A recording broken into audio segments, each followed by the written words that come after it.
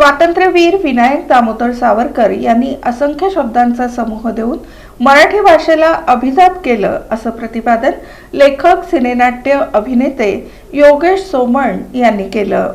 महाराष्ट्र साहित्य परिषद शाखा दक्षिण सोलापूरच्या वतीनं शनिवारी एम्फी थिएटरमध्ये आयोजित सावरकर आणि मराठी भाषा या विषयावरील व्याख्यानात प्रसिद्ध लेखक, सिनेनाट्य अभिनेते योगेश सोमण बोलत होते। स्वातंत्र्यवीर सावरकर यांची पुण्यतिथी आणि ज्येष्ठ कवी विवा शिरवाडकर अर्थात कुसुमाग्रज यांची जयंती तसंच मराठी राजभाषा दिनाचं औचित्य साधून या कार्यक्रमाचं आयोजन करण्यात आलं होतं। या कार्यक्रमाला प्रमुख पाहुणे म्हणून प्रधानमंत्री ग्रामसडक योजनेचे कार्यकारी अभियंता दिनेश परदेशी हे होते। राष्ट्रप्रेम आणि पुस्तकप्रेम स्वातंत्र्यवीर सावरकरांचं बालपणापासूनच होतं। सावरकरांनी जे धैर्य दाखवलं ते कुणीच दाखवू शकलं नाही। लेखक, चरित्रकार, नाटककार, राष्ट्रप्रेमी, क्रांतिकारक अशा विविध भूमिकांमधून सावरकर स्वयं घडले। सावरकरांनी वेद उपनिषदांचं वाचनही केलं।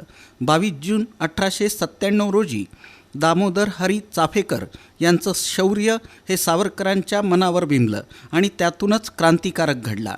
आपल्या लेखणीतून सावरकरांनी राष्ट्रप्रेम जागृत केलं। ब्रिटिश राजवटीत मराठी भाषेवर इतर भाषांचं आक्रमण मोठ्या प्रमाणात होतं। अनेक शब्द इतर भाषांमधील वापरले जायचे।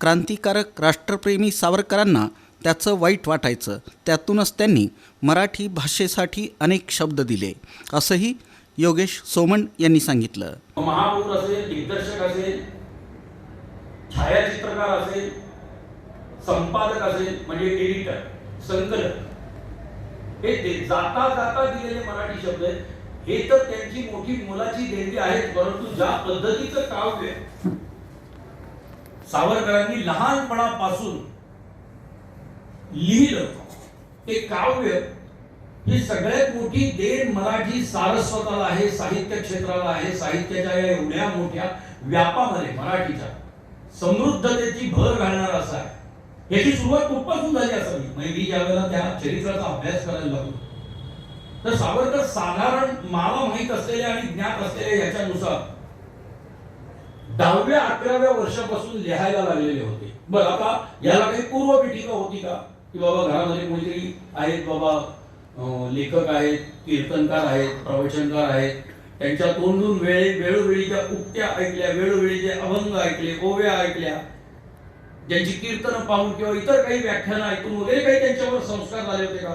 तर मला स्वतःला, मी जेव्हा सावरकरांच्या व्यक्तिमत्वाचा अभ्यास करायला लागलो त्यावेळेला मला असं जाणवलं की सावरकर हे आपले आपण सेल्फ मेड, आपले आपण घडलेले राजकीय नेतृत्व होतं, घडलेला क्रांतिकारक होता।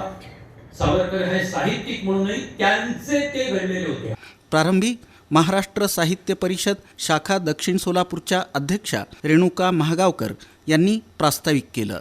साहित्य परिषदेच्या विविध उपक्रमांची त्यांनी माहिती दिली। त्यानंतर प्रमुख पाहुणे दिनेश परदेशी यांचा परिचय अमोल धाबळे यांनी करून दिला। वक्ते योगेश सोमण आणि प्रमुख पाहुणे दिनेश परदेशी यांचं स्वागत आणि सत्कार अध्यक्षा रेणुका महागावकर यांच्या हस्ते करण्यात आला।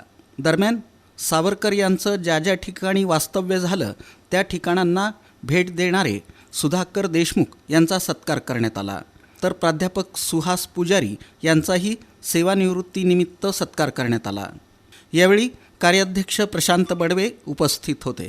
कार्यक्रमाचं सूत्रसंचालन जितेश कुलकर्णी यांनी तर आभार प्रकाश मोकाशे यांनी मानले। या कार्यक्रमाला रसिक श्रोत्यांनी मोठ्या प्रमाणात गर्दी केली होती।